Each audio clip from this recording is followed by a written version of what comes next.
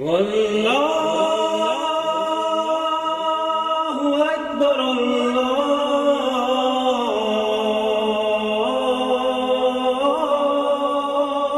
أكبر.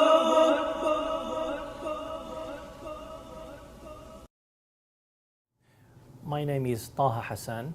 I'm originally from Algeria, and I'm the Imam, IMAM, which means the religious leader of the Muslim community here at the Islamic Center.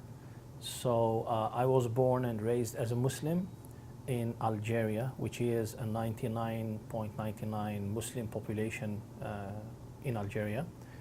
And I grew up practicing Islam when I was a child because everybody in the family, everybody in the society was practicing Islam, living next to a mosque where we hear the call for the prayer 5 times a day. And when I grew up and I was at an age where I should build my faith on a conviction, not just imitating, I started doing my own research. I started reading and learning from scholars and asking people, experts in the religion. And then I decided to remain as a Muslim and keep practicing my faith. We were living in Denver, Colorado. And then in 2004, a friend of mine told me that the Islamic Center of San Diego is looking for an imam to hire. So I submitted my resume. I was invited. I met with the board. I met with the community.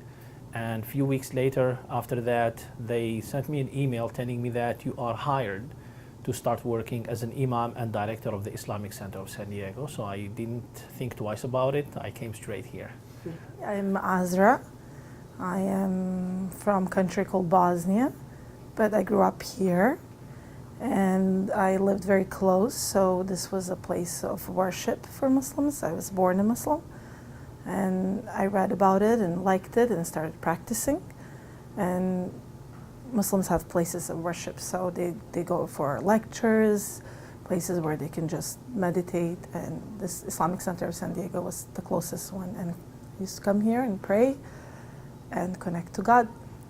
My name is Abdul Arbi. I've been living in this area about 16 years in Kearny Mesa.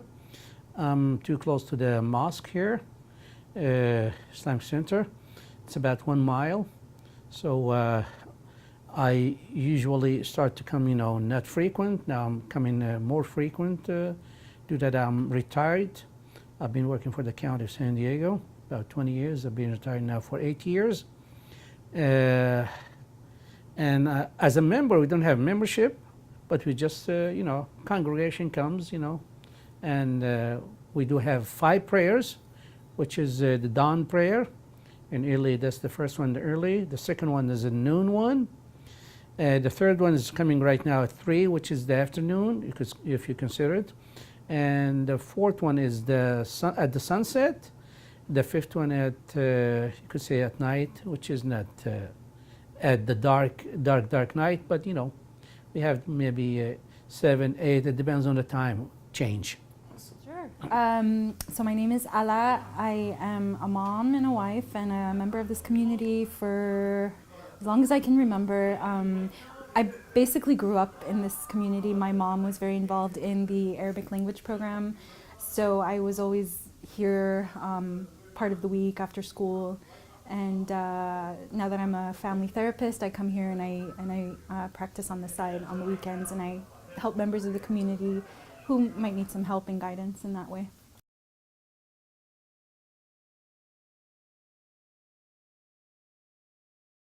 So it's not necessary to have the prayer rug to pray, but you will see a lot of Muslims using it because they want to have a very clean place when they prostrate and pray. So part of our prayer is to prostrate. And you've seen probably the actual act when you put your head down on the earth and you connect to earth and you say, I submit to one and only God. So when you do that, you want to have a place that's clean, because very big part of Islam is to be clean. And when you pray, you have to be clean. Place, the clothes, even to step to start praying, you have to do a ritual of cleaning yourself before the prayer. So, and that also encompasses the actual place where you're praying. And to have that place clean, you will see a lot of Muslims using prayer rugs. Again, it's not a must because you can find plenty of clean places to pray. But when you put the rug, you associate that rug is clean, and it's a place that reminds you that you need to pray when you see it, if you have it in part of the house or in the mosque. Rug is a tool that we use every time we pray, and we pray 5 times a day. Whether we are at home or anywhere else, except the mosque. Of course, in the mosque we have a carpet in the prayer area, so we don't have to bring our own prayer rugs. But when we pray at home, or whenever I go travel, for example, I always carry with me my prayer rug, because as Muslims we pray wherever we are, as long as it's the time for the prayer. So it's always a tool that I carry with me that symbolize the prayer. It's the prayer rugs, what I consider not very significant in Islam and in prayers, that you can pray in any clean place, a pure and clean place. You can pray if you don't have a rug. If you have a rug, just to protect you from dirt, from anything. But the most important thing in the prayer, the direction where toward the Kaaba. At Mecca, Mecca in Saudi Arabia now, it's where they're called the Kaaba. That's where all Muslim has the direction from San Diego here is northeast. So you just ask about what is the east and west, and you go toward northeast. If you have a rug, use it. If you don't, it's not part of the prayer. But we carry it, as I said, just for cleanness. That we go to the grass area, for example, because the prayer you don't have to do it at the mosque here. If you are in travel, or if you are somewhere at work, for example, so the area, if it's not too clean, just spread the rug and go ahead and pray. But it's not part of our prayers, the rug. It's always been a part of our life, something that has been a symbol in our home, and when we were growing up as children, something that was always, even as a decoration, we'd have very intricate ones hanging on our walls, and just the very sacred ones that we use to actually pray. And so it was just something that we've always had, and in my own home now with my own child, it's just a part of daily life that we use 5 times a day.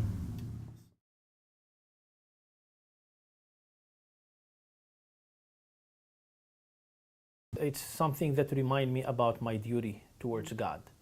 So the prayer rug is always with me, and to the point that sometimes I'm involved with some other organizations because I do have meetings in those places often. So I take my prayer rug, one of my prayer rugs, I have many, and I keep it over there because I know that most of the time whenever I attend a meeting in that place, I need to pray. So I have my prayer rug right there. So this is how this tool, the prayer rug, represents to me. No, the only relationship with God with you, your prayer. But that one is, I consider is very insignificant. At home, I have a clean carpet. I don't use that rug prayer. My wife is using it because we pray together. My wife is using a rug, and I'm up the front because I'm leading the prayer. I don't use it because the carpet is clean there. My relationship with my prayer rug symbolizes my relationship with God in a way that in order for me to worship effectively, I have to do it with my prayer rug. We have a saying that all of God's earth is clean for prayer, or is a prayer rug technically. But when you lay it out, either when you're at the park or when I used to go to school, it was just something that I always had with me. And so it meant that my relationship with God was consistent because I used my prayer rug to kind of connect with God in that way. And it was just a peaceful place for me to sit on that prayer rug and reflect and pray. Even after my ritual prayer, it was just a place for me to sit and just think about things. So it's, very important. Most of the time I do, because for one, I have a cat and it goes everywhere in the house, and I don't like praying and seeing the cat hair. So I do use it most of the time. Also, if I go to work, the places, there are meeting rooms and people use shoes everywhere. So if the meeting room, I feel like it might have dirt in it, so I will always have it in my desk. And if I need to do my prayer, I'll take the rug and put it. So I use it a lot, but again, it's not a required part, because you can most likely find somewhere a place that's clean to pray.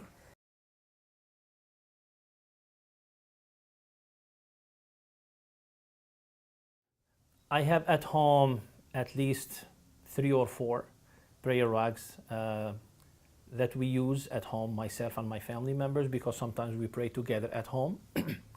I have 2 cars, and in each one of them I have 2 or 3 because sometimes when we go out for a picnic and we need to pray in the park, so I just get them from my car. And in my suitcase, in my pack bag that I carry with me whenever I travel, in each one of them there is a small prayer rug. So this is how I have them, and and almost in every Muslim household you will find multiple prayer rugs, because different family members, they would like to use different prayer rugs. No, okay, if, as I said, I carry prayer rug I carry more than one even. For example, if we go to picnic, I offer it to the other guys. I have maybe 3 or 4, a huge rug, so we can, instead of praying on the grass, we pray on the rugs. As if we don't have those particular rugs, we can spread any mat, anything clean, and we'll pray on it. Yeah, so my day begins in the morning before sunrise. The call to prayer, we have it on our clocks, and so we get up and we use the prayer rug that I have at home to pray the Fajr, which is the morning prayer. Then throughout the day, if I'm at work, I have my own prayer rug in my desk drawer that I get out, and when it's time to pray, I face it towards the Qibla, or the direction of Mecca, which is the direction that all Muslims pray. So it's circular in a way that no matter where you are in the world, we're all facing that one direction, which is Mecca, the holy city in Saudi Arabia. So I have my personal prayer rug. I close the room, my door to my room, and it's just that time for me to have that connection with God in that prayer. And then at home, the same thing. When I'm home, my son and I share it. So it's something that kind of helps my relationship with my son, who's 4, and he's still learning the prayer and the significance of that. So it's just a part of that ritual. It depends on where you are. So if you're at home, I have a lot of space. I have a prayer rug that I don't even fold. It's just sitting there. And then as I do my stuff around the house, I see it in the corner, and then I'm attached to it. It gives me a reminder that, oh, I'm being called, I have to remember my prayer. So I use it in the sense of a reminder if I'm at home. If I am at work, I see it sometimes in the desk, inside of my desk, or in the drawer, and when I open, I'm like, oh, I have to do prayer. So I use it sometimes as a reminder, but again, when you put it down, the most important use is to prostrate on something that's very clean.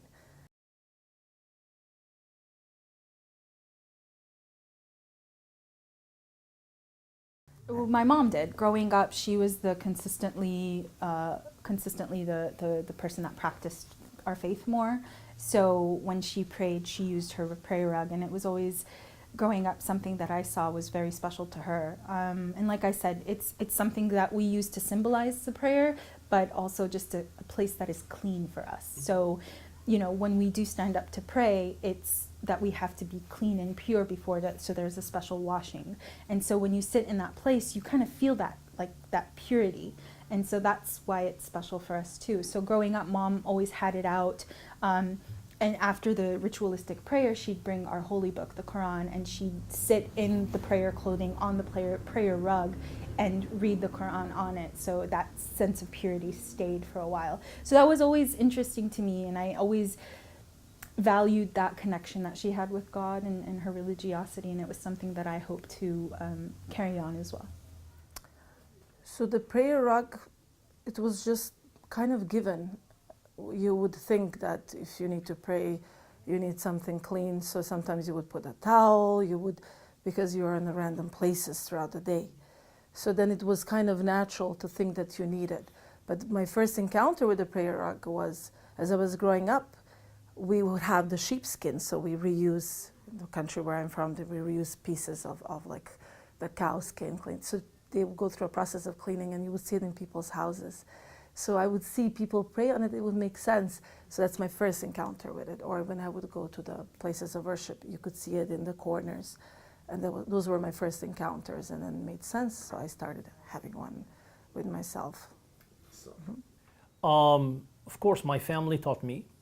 I remember when I was a child, when I was growing up at home, my mother had her own prayer rug, my grandfather, my grandmother. So when I was a child, I was using their own prayer rugs. So it is something that we have learned just by growing up within a Muslim family and a Muslim community.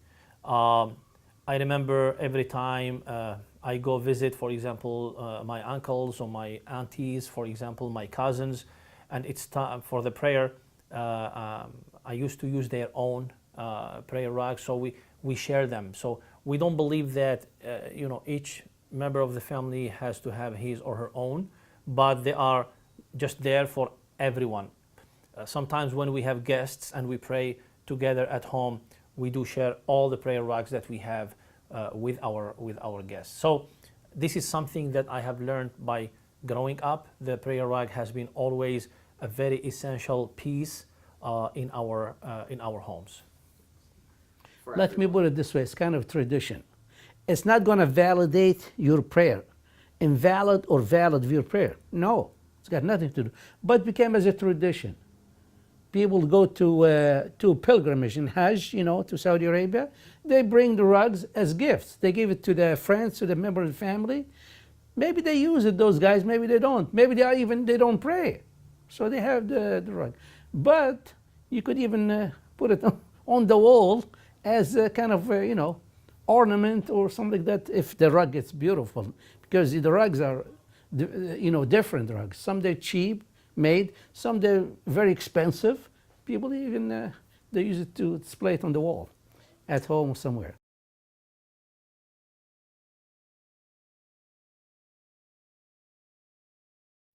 There are some people who buy them, who go to the store and buy them. Like for example, here at the Islamic Center, we have a store, so they are sold over there.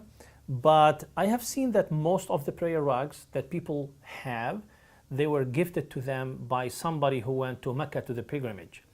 I go every year to the pilgrimage, leading people from my community.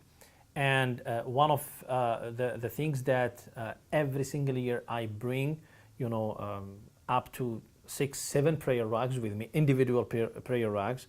I bring them as gifts to my community members. So this is one of the most important gifts that we bring with us to our loved ones.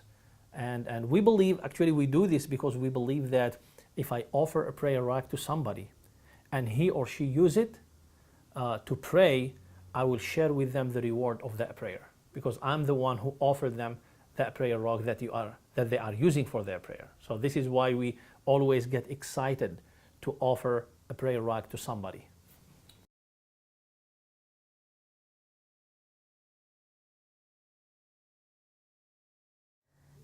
Yeah, and he has one that's more of a symbol that, he doesn't use it. They're child size basically, so they're shorter and smaller, and it's cute because he can practice on it. Sometimes I'll lay mine out in a longer way so that he can share with mine. Sometimes he'll share with his dad. So yeah, there's one for each person, and that becomes your personal one. But we don't really have like an attachment to it. Some people do and some people don't. I think it depends on the household. It's just whatever is available. Some are more traditional in the sense that they've been passed down from like grandparents to parents to children. So they've stayed in the home for a long time, and it means something special. But in our house, it's just ones that we picked out, or that we use on a daily basis. Yeah, we share them. We share them. But I remember when my daughters, I have 4 daughters, when they were young, and I went to Mecca, and I bought small prayer rugs for kids for them. They always wanted to use their own. Now they grow up and they don't mind using my prayer rug or my wife's prayer rug. So we don't have like at home, each one has his or her own prayer rug. So we have them, sit in a place. Whenever we want to pray, we just grab them, and any one of us can use any of the prayer rugs. Not necessarily everyone has his own.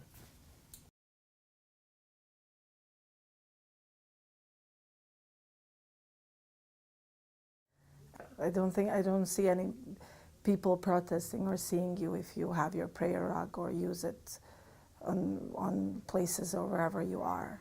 So I see it more as a benefit, people seeing it and maybe learning from it, right? And saying, oh, that makes sense. Maybe I should carry something if I need to sit down or meditate or have my private time in general somewhere. So that's why, right, when we go on field trip or somewhere, everybody's carrying something clean that they can sit down. The same thing with the prayer. Even if it's outside, it's relevantly seen as something nice and good to have, whether it be for prayer or some other use. In your life? No, just I've seen curiosity. I've seen people when I use my prayer rug, for example, in the airport. I'm just waiting for my flight, or I have a transit, for example, for a few hours, and I know that it's time for the prayer. I get my prayer rug from my carry-on or my backpack, and I use it. Sometimes people come to me just to ask me, what's the significance of this rug that you have used? And I just explain to them that we use it for the prayer. But I didn't see any like tension or any problems like created around. I've seen curiosity, and for me it's a great opportunity to engage with people on a conversation about the significance of the prayer rug. But I'll give you an example. I used to go to the swap meet and sell some stuff a long time ago. I have a mat. I display it and I pray. Maybe some people, they passing by, they comment, maybe they don't, but they know what I'm doing. It's a prayer. But I don't think that I would say in our family there are conflicts. Sometimes, there's a difference between the way that people pray and they use the prayer rug in a different way depending on tradition or sect of Islam, but it was never a conflict. It was just this mutual understanding that we may pray differently because of our backgrounds, but we're praying to the same God and we're praying for the same purpose, which is peace. So I wouldn't say a lot of conflict around that. The prayer rug in Islam has come to symbolize like peace and purity, in my opinion. So I think that when someone sees, like if we're in a public place and someone brings out their prayer mat or prayer rug to pray, I've seen it in so many occasions, and in my own personal experience, people that are not Muslim respect that. So it's not like they would come over or try to disrupt the prayer. It's something that they either stand back in awe about or they try to have a conversation about afterwards. So I do believe it's a symbol of social justice because, the more that people see differences or, different people praying in different ways, I think that shows respect, that, we all respect that sacred moment or that sacred space that you're holding right now with your prayer rug. So I don't see it causing a lot of conflict, but I do see it as a symbol of unity and respect, and also in a way of social justice.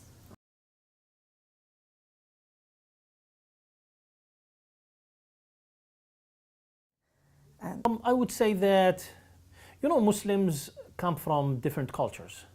I'm from North Africa, for example. There are Muslims from the Middle East, from Asia, Southeast Asia, from Africa. And, I've seen a lot of Muslims based on their own cultures giving a lot of importance to the prayer rug.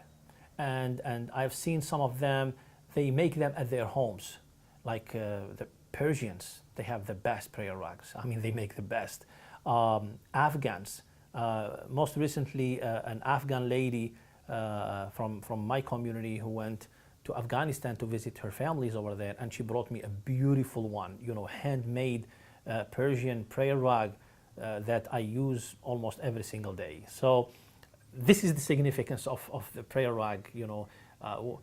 There is no way that, if you go and visit a Muslim household and you cannot find a prayer rug over there.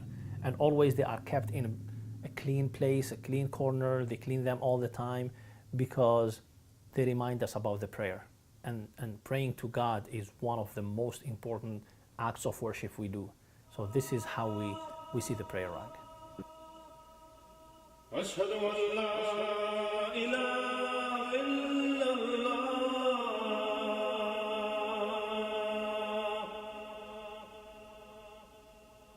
أشهد أن محمدا رسول